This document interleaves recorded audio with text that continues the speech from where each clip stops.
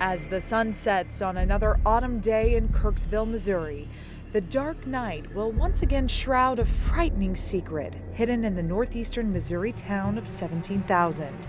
It's not in any of the coffins buried in the cemetery. It lies within a small wooden box.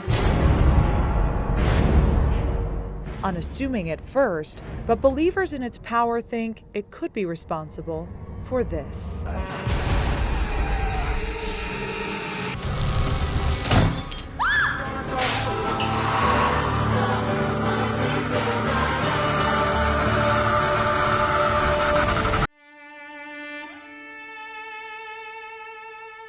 This is an exact replica of the box, blamed for years of horror stories dating back to the late 1930s. It's a box made to hold bottles of wine, but now it's believed to be inhabited by an evil spirit, or in Yiddish, a Dybbuk. The Dybbuk Box. Jason Haxton bought the box on eBay, but not without some drama. What's weird is when it hit my last bid, all the people that were competing against me got shut out. According to Haxton, 5,000 people drawn by the mystery surrounding the box were watching the auction. He bought it for $280. And they actually wrote me to say what happened. So it was as if the box wanted to stay here.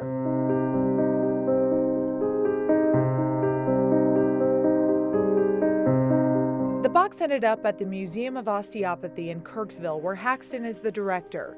The first thing he noticed was the smell, like cat urine. But then it seemed the box could change its odor. If we threatened to get rid of it or do anything to it, it would create this jasmine, sickly sweet smell, which I think it thought was good, but it was like, oh my gosh, that's as bad as the cat piss smell. Inside his box were 4 pieces of granite, one with shalom engraved on the front, a ceremonial Hebrew drinking cup, an octopus-footed candlestick, 2 locks of hair, rosebuds, and pennies with the dates 1925 and 1928. It didn't take long for the box to make an impression. And upon receiving the box and opening it, I put my hands on it and closed my eyes just to see if there was a feeling for the box. And instantly, it almost felt like it washed away into almost like a liquid state. I only had to open my eyes to see if it was still there. And immediately after that, all of a sudden, as if someone took a knife and started coming up my gut. The next morning, as he's splashing water on his face, I look up and there's nothing but bloody eyes staring at me back. And it's like, oh my gosh. My wife comes in, it's like, what have you done to yourself? It's like, I've done nothing. Doctors tell Haxton his vision is permanently damaged, even though up till then he'd never had a single eye problem in his life. It was just the beginning of years of terror and bizarre physical problems. To suddenly gain 30 pounds, to be coughing up blood and choking constantly, to break out in welts, I mean literally blisters, and only to find him vanish and then reappear. To be flushed with a fever constantly, and then it just would go away. There was no explanation. Fed up with the bizarre things happening while the box was around, Haxton sought out experts in Jewish folklore and culture. It says Dybbuk. And where are you? It's the Hebrew word for demon. Haxton found out the original owner of the box was a Jewish woman who had prayed for an answer to the question of why so many members of her family were killed in the Holocaust. The answer, so the story goes, came in the form of a Dybbuk, a cleaved spirit.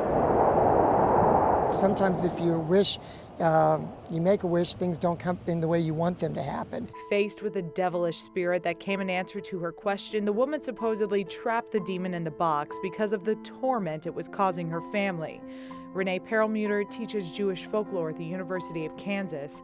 She says Dybbuks are believed to have the ability to cleave or stick to a Jewish person on earth while trying to gain entry to the next world. Dybbuk is not a righteous spirit. That is a spirit who has sinned in their lifetime, and they're stuck between heaven and hell, and they're tormented in this kind of a limbo state. There's no limbo in Jewish culture, but this is the closest that you can come.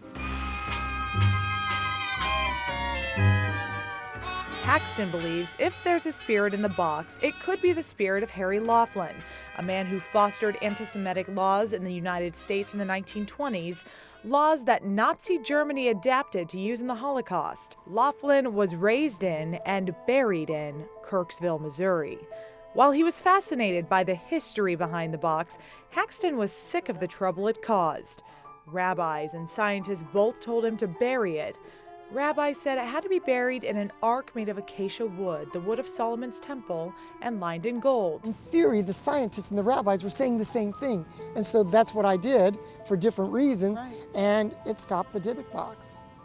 And that's all I care about. The box has been buried for several years, but Haxton used to bring it out from time to time. I've only got it out on a few occasions. The last time I did, unfortunately, our pet dog stuck its nose in it. She yelped as if someone had kicked her. She couldn't get away from it fast enough. The dog aged quickly. Haxton says the veterinarian couldn't find an explanation for why, and she had to be put to sleep. The box has been packed away since then. Haxton won't tell anyone where it's buried. I don't recommend people mess with it, and I don't myself. We put it back away, and that was it. While the box was buried, the interest in it was not. Haxton hired a writer to do a book about the box. He had to finish it himself after the ghostwriter got spooked. Within hours was calling me saying, I can't do this. My child is now spitting up, has this strange flavor. There's scents all over my house. Things are happening that are just too extreme to be coincidence. I can't write this. The story got noticed by Hollywood, and possession was born. His truth.